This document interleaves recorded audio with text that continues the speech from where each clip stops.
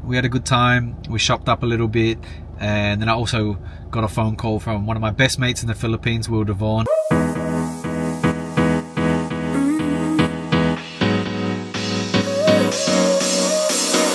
Work's almost over, summer's getting closer. Hi mga Zoom! Good morning sa inyo! So for today's vlog, it's Wednesday. And alam nyo ba na it's Andy's birthday soon. So, ang gusto niyang gawin for his birthday is makapag-shopping. And syempre, to look fresh. Kaya naman si Andy ay nagpagupit. Umalis na siya kaninang umaga. And after niya magpagupit, siya ay magsha-shopping spree. Hindi ko alam kung gaano karami yung kanyang shopping, but yun nga, yun yung schedule niya. Kaya kami lang ni Mimi ang naiwan dito today dahil syempre ang hirap naman mag-shopping na kasama si Mimi. Kaya hinayaan ko na lang siya na siya na lang. But kasama niya ang kanyang mom. Kasama niya si tita dahil yun yung gift sa kanya ng mommy niya. Ang sarap naman yan. Shopping talaga. Pero, alam nyo, may limit lang ang sabi. Pero, knowing Andy, I'm sure, lalagpas siya doon sa sinasabing limit ng mommy niya. So, tignan natin mamaya, abangan natin kung ano yung mga mabibili niya or nabili niya na at this time. Kasi nag-text siya kanina na on the way na daw sila dun sa Burnside. Doon kasi yung mga Zara, yung mga medyo magagandang brand. Medyo malayo yun dito, mga 30 minutes away. So, ayun. So, kami lang dalawa muna ngayon ni Mimi. Mag-prepare na ako ng kanyang pagkain dahil kailangan niya nang mag-breakfast. And nga pala guys, today is Wednesday. So, today is swimming day also. Kaya kailangan ma-prepare ko na lahat ng gamit dahil pagbalik ni Andy dito, ano na yan, magdedire-diretso na kami papunta sa swimming. Medyo hectic yung day, medyo long day to, kaya pagod ang mga bata later. Kaya samahan niyo ako ulit for the whole day. Nagagawin natin. But for now, kain muna. And then linis. Let's go! Alright, good morning mga Zoobs. We are here in Dulwich. Time for haircut. You can see all the beautiful autumn leaves. First stop before my birthday shopping. Ang ganda oh. So nice this area now.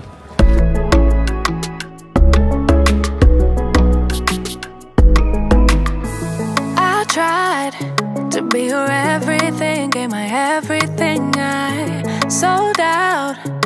Now just look at me, I'm a ghost with nothing left. Hollow, emptied out, what got lost can't be found. You stole every bit of me, now I can't remember. Ooh, who I am, what I like, what I do, what I'm like when without you. Ooh, should've known you're too good to be true. You don't come around here no more. Why'd you have to let me go? Let me go, go, go. You don't think about me no more. Why can't I just let it go? Let it go, go, go. Alrighty guys, just got home from birthday shopping with my mum. We had a pretty good time. We ended up having a little bit of lunch there as well. We got a Japanese salad. It was absolutely amazing. Probably one of the best salads I've had. Had a little bit of spice to it, a little bit of kick, and it was just sesame seed dressing that really made the difference. And of course it had a lot of beef. So yeah, we had a good time. We shopped up a little bit, and then I also got a phone call from one of my best mates in the Philippines, Will Devon. We had a good chat because we haven't caught up for quite a while. I think the last time we spoke on the phone was like 2 months ago, but you know, we always keep in contact via messaging.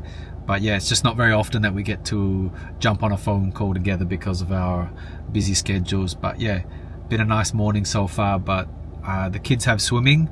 I'm just getting home. It's just before 3, so I have to pick up Leah first, and then we're going to go straight to swimming lessons. So yeah, good day. Hopefully it'll continue.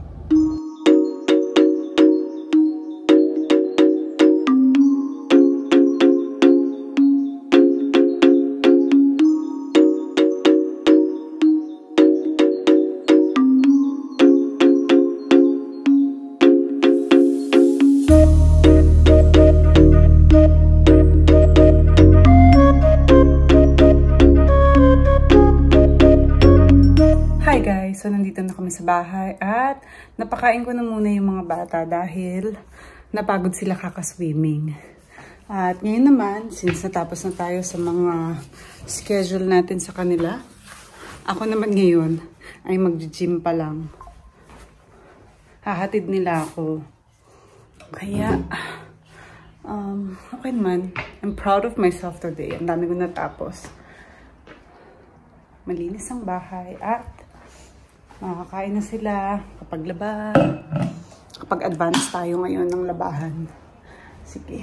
Ngayon naman time for myself. Me time. Ako ngayon ay mag-workout na. I'm done.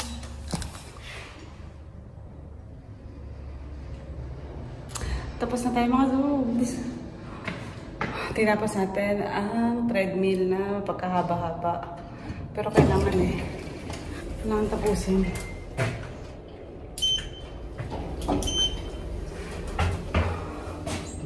Yan ang itsura natin tonight. Ang lamig kasi.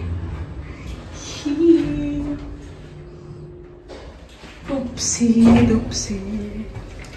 Nandito na daw sila Andy. Kakarating lang.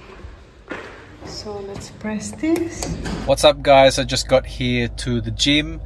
Had a pretty good day so far. Shembre, I get to spend some time with my mum. She took me out birthday shopping.